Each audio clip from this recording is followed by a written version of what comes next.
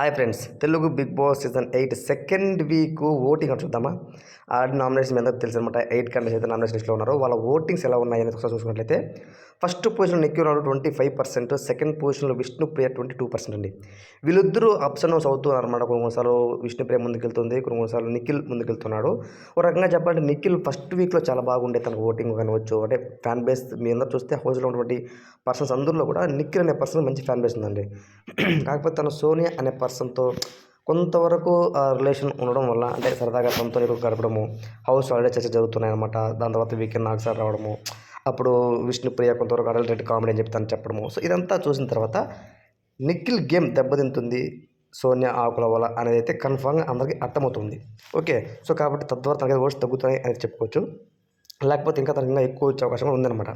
One of the strong contestants present Bigg Boss హౌస్‌లో తను. Okay. ఇంకా థర్డ్ పొజిషన్‌లో మణికంఠ 13%, దాని తర్వాత నైనిక 10%. ఓకే. వీళ్ళిద్దరూ కొంచెం పోటాపోటీగా ఉన్నారు. దాని తర్వాత భాష, ఆదిత్య వీళ్ళిద్దరూ సేమ్ 8%తో ఉన్నారు. దాని తర్వాత సీత అండ్ పృథ్వీరాజ్ 7%తో ఉన్నారనమాట.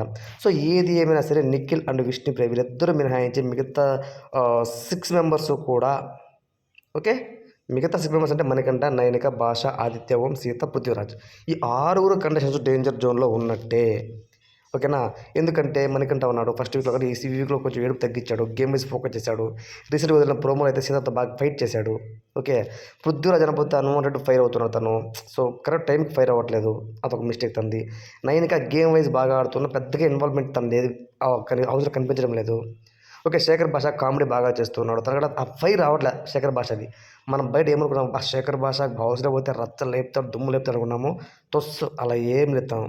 ఓకే. సైలెంట్‌గా ఉండిపోతున్నాడు.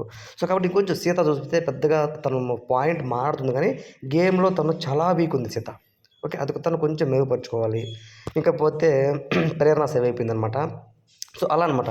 కొంచెం కొంచెం ఈ వీక్ అయిపోతే నెక్స్ట్ వీక్ నుంచి నాకు తెలిసి అందరూ అలర్ట్ అయిపోతారని నాకు అనిపిస్తుంది. ఎందుకంటే సీజన్ ఫస్ట్ వీక్‌లోనే నాకు సార్ పెద్దగా అందరికీ ఏం చీవాట్లు పెట్టలేదు. ఈ సెకండ్ వీక్‌లో ఇంకొంచెం ఫైర్ నిమిత్తే మాత్రం చాలా బాగుంటుంది. బట్ ఏదేమైనా సరే నిఖిల్ అండ్ విష్ణు వీళ్ళిద్దరూ మినహాయించి మిగతా వాళ్ళందరూ కూడా డేంజర్‌లో ఉన్నారు అని చెప్పుకోవచ్చు. అందులో ఆదిత్య బాగుంది. ఆదిత్య కూడా సైలెంట్‌గా ఉన్నాడు తప్ప పెద్దగా ఏమి ఇంపాక్ట్ క్రియేట్ చేయలేకపోతున్నాడు. సో గేమ్‌లో కానివచ్చు. ఓకే. హౌస్ అంటే ఓన్లీ ఒక కిచెన్‌లో ఉండడం, హెల్ప్ చేయడం అది కాదు. గేమ్ వచ్చినప్పుడు ఫిజికల్‌గా కూడా ఫైట్ చేయాలి గట్టిగా. సో అందులో ఎక్కడో కొంచెం ఆదిత్య ఓం గారు కొంచెం తగ్గుతున్నారనైతే కనిపిస్తుంది మనకు. ఓకేనా? సో వీళ్ళు 6 మెంబర్స్ కూడా డేంజర్‌లో ఉన్నారు. ఇంకొకటి ఏంటంటే ఈ వారం ఏది ఏమైనా సరే మణికంఠను ఖచ్చితంగా సేవ్ చేయాలి అనంటూ మణికంఠ పీఆర్ గారు గట్టిగా కష్టపడుతున్నారనైతే ఇన్ఫర్మేషన్. ఓకేనా? ఫ్రెండ్స్ మీ పాయింట్ ఆఫ్ ప్రకారము ఈ వీక్ ఎవరు ఎలిమినేషన్ అవుతారని మీరు భావిస్తారు కామెంట్ రూపంలో తెలియజేయండి. అలాగే మీ సపోర్ట్ ఎవరికైనా మీరు అనుకున్న వాళ్ళ నేమ్ కూడా కామెంట్ రూపంలో తెలియజేయండి.